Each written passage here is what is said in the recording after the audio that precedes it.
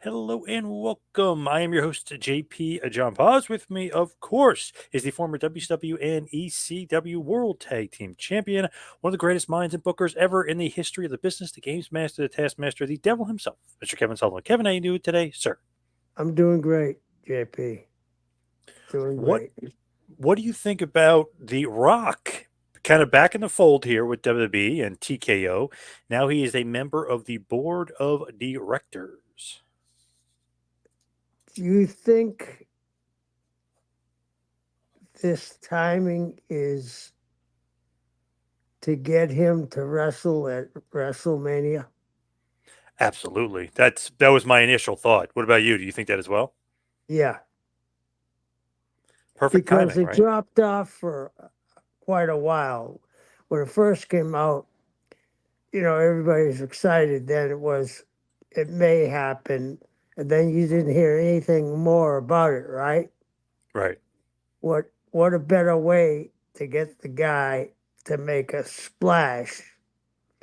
You Yeah. hire him, put him on the board, and he draws the most money and most people ever. You look like a genius, don't you? The board? Yes. Yep. I totally agree. Exactly what I was thinking. I was like, man, kind of perfect timing. His daughter gets named general manager of Yeah. NXT the same day. He's doing that. He's at the stock exchange ringing the bell. He's kind of teasing Reigns match because he keeps saying he's the head of the table. That his grandfather was the original head of the table, then his dad, and then now he is. Right, teasing the Reigns match big time. Yeah. I mean, it went from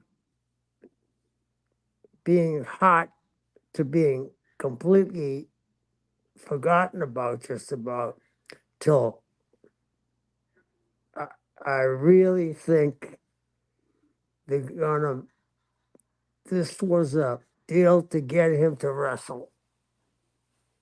Absolutely. And he even said in one of the interviews, well, actually a few of them, but he mentioned WrestleMania. He mentioned Roman Reigns. He said it would be the biggest match in history.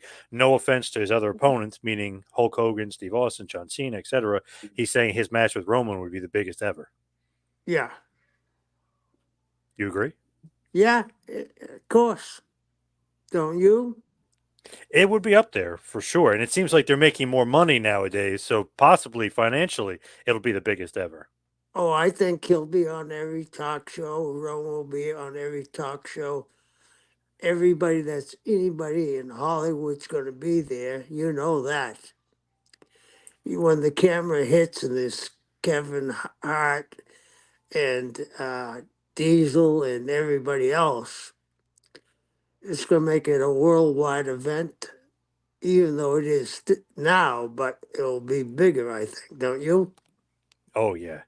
Gigantic, and especially with the reach of TKO and them getting all these sponsorships and all their great relationship with Nick Khan doing kind of the dirty work there. Feel like bigger and better than ever, really, and more financially successful.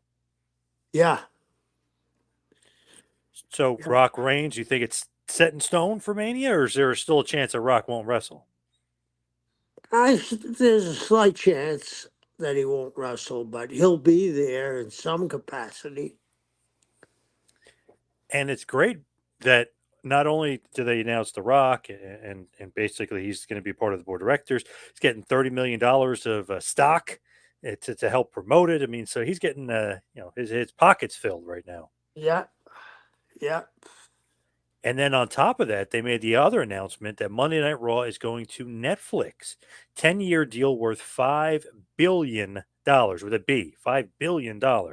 Pretty nuts, right? I mean, not only are they going off of cable, they're going to streaming, going to Netflix, the number one streamer, but $5 billion. What do you think the salaries will be in 2 years? Crazy. Yeah, It's going to be high. yeah, Nuts. It's just crazy to think, wow, they're going to be off of cable. They were a cable mainstay for 30 years. yeah, yeah, What do you think about Netflix? Do you like that move? yeah. I'll tell you why. Pe- People are gonna buy Netflix because of that. It's gonna make Netflix look like a genius. They have to have 1,000 people look at this that are geniuses to come up and give $50 billion. Think about that. $50 billion. We've come a long way from some territories paying to be on TV and others bartering to be on TV, haven't we? Yeah, and to get the 5 billion, which is nuts, to be able to do that, just absolutely crazy. And if you look at it too, it's like okay, they're paying them so much to be on there, but they've never done Netflix never does like live sports or live sports entertainment before either. So this is almost like a new venture for them. Yeah, it absolutely is. Is there anything they have on live? Not as far as I know. I don't think so because I could have sworn the CEO, the guy Ted, was saying that this was their first really like live foray. Because I know Amazon does live stuff. Obviously, they have baseball and they have the NFL. So I thought Amazon might be the smart move, but I guess Amazon didn't offer as much money. Yeah, I guess not. It's just crazy to think like, okay, Netflix is number one, but it's just like, wow, we never really did live sports before, but hey, let's do Raw. Interesting. Yeah, yeah, And they were saying that WWE is a sweet spot for entertainment because it gets entertainment fans and sports fans. You agree? yeah. Oh, absolutely. Absolutely. I mean, I don't, I may be wrong here, but do you think there's anybody in the world as well known as The Rock? Oof, I don't think so. No. Maybe Taylor Swift, but they're probably neck and neck. I Yeah, think he might yeah, actually have more followers, but yeah.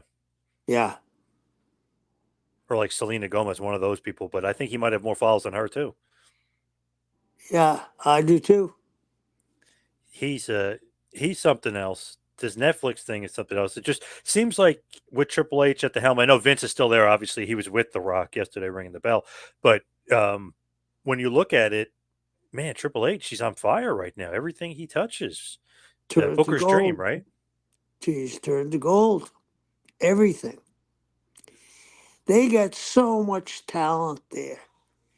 Uh, Look at Gunther.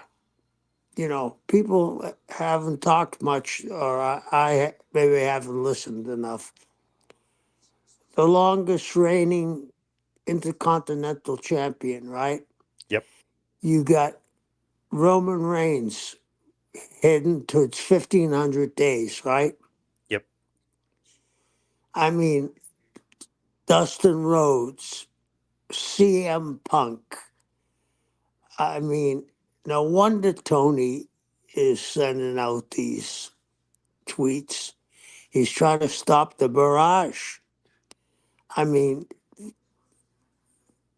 for a while, all the news was AEW. It's they're in a difficult position right now, and they're going to have their core fans. And if you look at the audience, right, their audience, I don't see many women and I don't see many kids. agreed. Yep, Where when you look at WWE, it's a it's part of the culture from 5 to 95.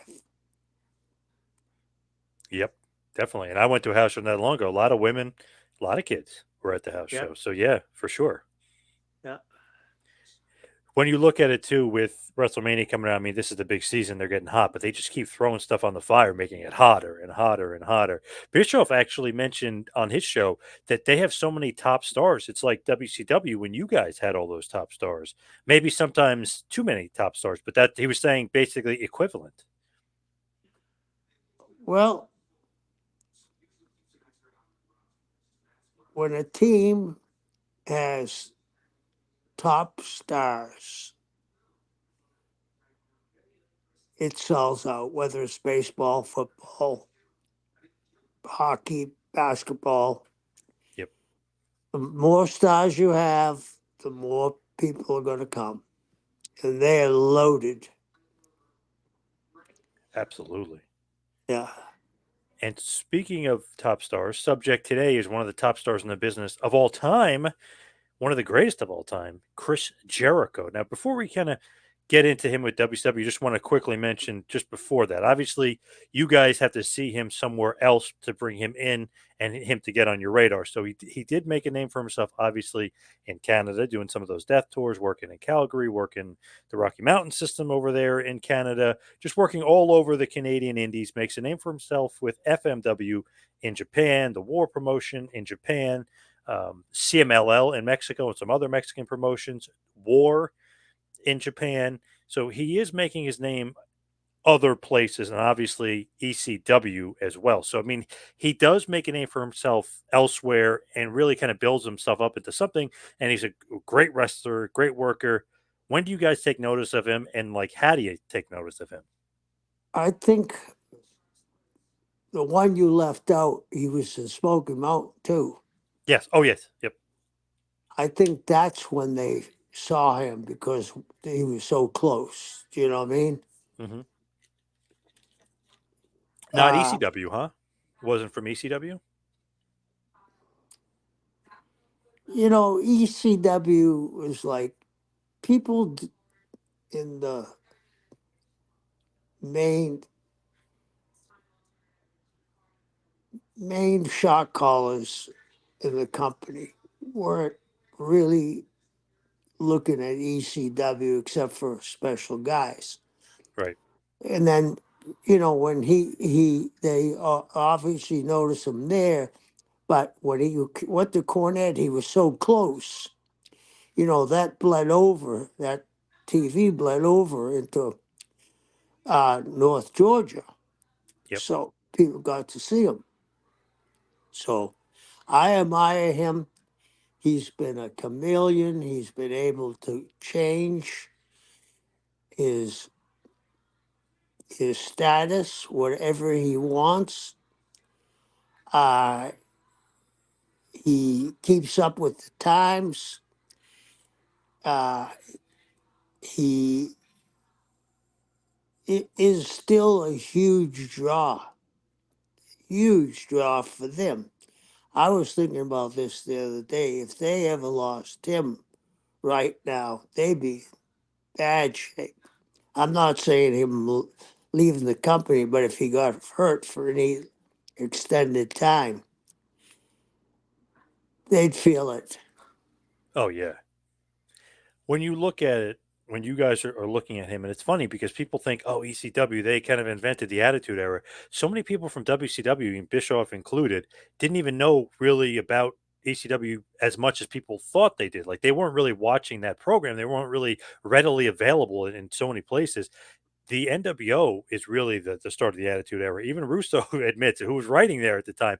Even a bunch of the wrestlers admitted at the time they were stealing stuff from the NWO, and that's what created the Attitude Era, not ECW. I feel like so many people get that screwed up. Even guys in ECW have like a false sense of like, oh, we started the Attitude Era because we were doing crazy stuff. It was more so WCW and NWO that really created the Attitude Era. The NWO created the Attitude Era. I mean, you're right, because ECW, as innovative as they were only seen in small markets. Yep. When I say that, Philly is a big market, and then they were in some uh, smaller TVs in Florida, and then some in the Midwest. But when Kevin and Scott came in, it changed the whole ball of wax. From pay to what they could get away with. They pushed the line. Yep. And if you look at uh, uh, Shawn Michaels and Triple H, DX was a copycat of NWO. Big time. Yeah, It's funny, people think like they invented Suck It and all this other stuff.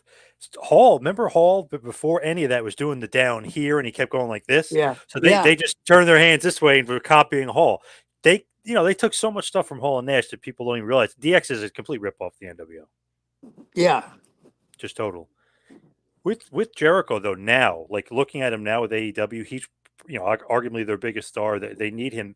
But have you felt like the fans have turned on him a little bit with like this accusations of stuff going on with him? Have you felt like maybe they're turning on him a little bit unjustly?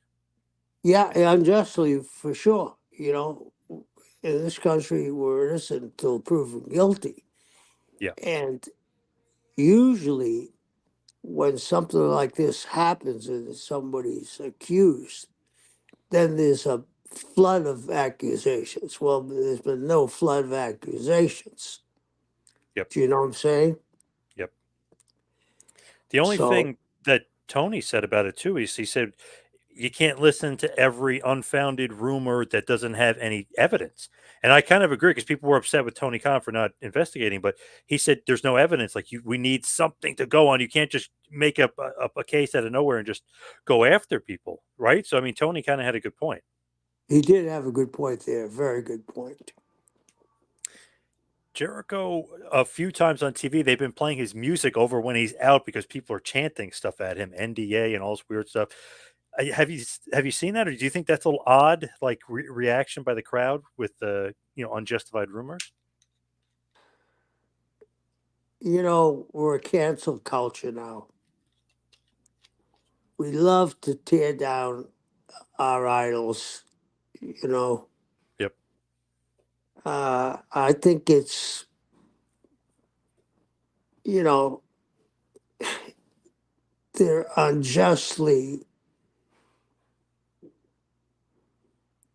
the fans are fickle enough, but they're really unjust on this one with Chris.